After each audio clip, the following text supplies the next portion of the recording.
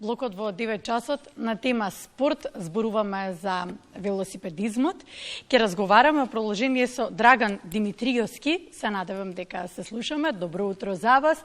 Поводот и причината за разговорот е Гран Фондо, трката која што ќе се одржи во Нови Сад годинава во месец јуни. Драган, се слушаме. Добро утро. Да, добро утро. Поздрав до вас и до гледачите на Македонска телевизија. Гран Фондо 2024 во Нови Сад годинава, за каква трка станува збор? Годинава станува збор, прв пат под покровителство на Светска велосипедска федерација УЦИ, а Гран Фондо и Медија Фондо. Во склоп на Гран Фондото се две трки. На Гран Фондото, пошто е под покровителство на Светската велосипедска федерација, ова година учесниците кои ќе имаат подобар пласман, според возрастните категории, ќе имаат право на учество на светското првенство кое ќе се одржи подоцна ова лето во Копенхаген. Драган, најде малку да објасниме околу рутата. Колкава е рутата, каде се поминува?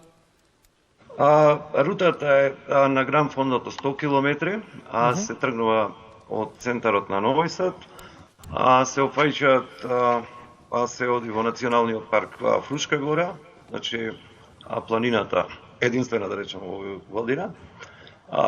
Убав предел, национален парк, се вози низ Фрушка гора, захтевна патека е, значи по сите стандарди, има елевација, доволно за да биде стандардизирана по УЦИ, се поминува покрај Дунав, се офаќаат сите знаменитости, културни, туристички. Гран Фондото е една од причините која се одржува, исто е и промоцијата на алтернативниот туризам во земјата или во градот каде што се одржува. И по кратката патека е 67 километри, се одржува во истиот дел, значи старт и цел е во Нови Сад, во центарот, се офаќа Фрушка гора, меѓутоа пократка рута. Добро, станува збор за една трка која што бара подготвеност. Како вие се подготвувате од Скопје? Има ли некој посебен режим на подготовка?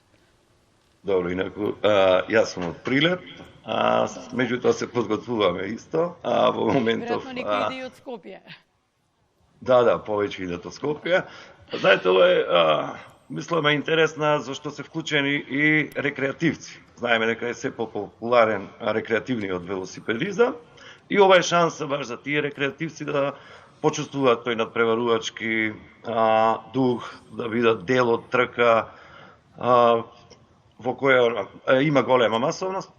Гран Фондото е во ствари нешто како маратоните за трчање, што се одржуваат во сите поголеми градови и замислата му и таква. Значи, спремањето нормално си оди под тренерски режим, си се тренира зависи за која патека, дали за 100 км или за пократката, се чувствуваат спремни надпреварувачите и во зависност од времето се нормално сите си имаат свој режим, по зависност и од амбициите. Знаете, од сите учесници на Гран Фондото не е сите да надпреварувачки, него некои одат и за само докажување, дали може да извозат во дадениот временски рок и така. Гран Фондо веќе резимиравме дека една од најатрактивните и најелитните велосипедски трки во светот. Ќе се вратиме 2 години назад, 18 септември 2022 година се одржа и во Скопје, со што и официјално нашата земја беше ставена на ајде ќе кажеме, велосипедска светска мапа. Како помина пред 2 години ајде ќе кажем, манифестација во Скопје? Надпреварувачка манифестација. Надпреварувачка манифестација. Се изразив манифестација, бидејќи нели не е само надпреварот, тоа е едно целосно дружење, цел ден и така натаму и така натаму. Да. Во Скопје помина подобро од очекувањата. Ја бев вклучен во организацијата и таму има некои репер бројки за да биде успешно, за да биде признато. Во Скопје имаше повеќе од што што се очекуваше, помина во најдобар ред. Стварно патеката во Скопје беше екстра, значи централното градско подрачје на Скопје се возеше околу Кале, се поминуваше низ, мислам, улиците во Скопје, широките булевари дозволуваат добри услови за таков вид на надпревар, да примат поголем број на надпреварувачи, што е многу добро и за безбедноста и за самите надпреварувачи да постигнат подобри резултати нормално. Беа остварени целите, извини Јована, како подпрашање, беа остварени оние цели и очекувања што ги имавте како организатори, бидејќи повторно ќе се навратиме на тоа, беше една одлична промоција за тоа колку е развиен велосипедизмот кај нас и какви ни се условите? Да, целите беа остварени. Ја викам дури фазла од првичните очекувања кои ги имавме како репер бројки, масовност, поздравувањето на велосипедистите од страна на скопската публика која веќе има, како да кажам, да ги поздравува спортистите и на Скопскиот маратон, гледам излезени публика. Целите се остварени, имавме гости од странство, доста и од соседна Србија и од секаде од регионов. Условите, јас се надевам дека тоа пак ќе се случи, дека ќе продолжи, зашто е сепак една многу убава манифестација, да речем, и за градот Скопје, меѓутоа и за целата држава, и за регионот. Драган, може ли да издвоите некои позначајни трки кои што вреди да се споменат? Што ќе издвоите како дел од вашето искуство? Позначајни трки, еве сега оваа недела, например, учествуваат два македонски клубови на многу јака трка Београд Бања Лука, таа исто под покровителство на УЦИ.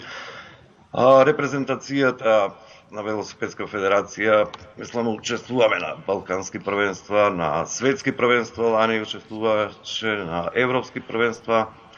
Ние како клуб и добри пријатели со пријателите од Војводина, да речем, со Српската Велосипедска федерација, учествуваме редовно на тркиве во Војводина.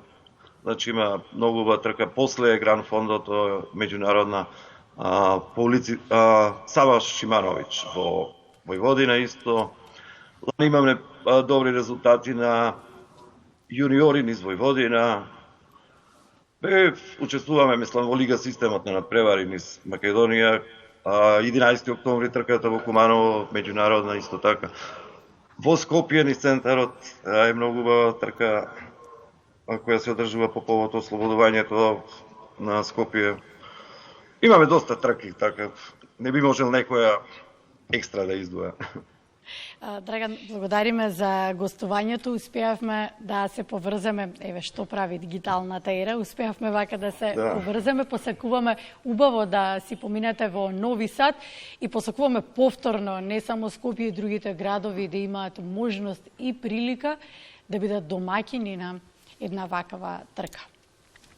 Благодарам. Јас да упатрам уште една покана до сите заинтересирани велосипедисти да учествуваат на Гран Фондото Нови Сад, зашто стварно е добра прилика, најблиско што е до нас за сите заинтересирани амбициозни да учествуваат и на светското првенство подоцна. Ви благодарам и на вас за поддршката. И Драган, на крај може да констатираме, не можеме да бидеме најдобри во се или да нудиме на туристите се, но ако уште посериозно се фатиме за велосипедизмот, сигурно може да станеме една од ретките држави кои што ќе нудат уште поидеални услови за велосипедистите, бидејќи имаме одлични предуслови, ако се согласуваш со нас. Да, сигурно. Значи тоа е, ајде да речем, иднината, алтернативниот туризам. Ние гледаме и по сателитските телевизии дека сега преку велосипедизмот се промовира туризмот во државите, културните места каде што може да се посетат и сите тие интересни работи кои ги нуди секоја држава. А ние имаме многу, значи планини и се. Благодариме. Драган Димитриевски од Прилеп. Да се коригираме. Велосипедски клуб Илинден. Благодариме, поздрав. И секако се слушаме и веселедиме како ќе помине оваа трка.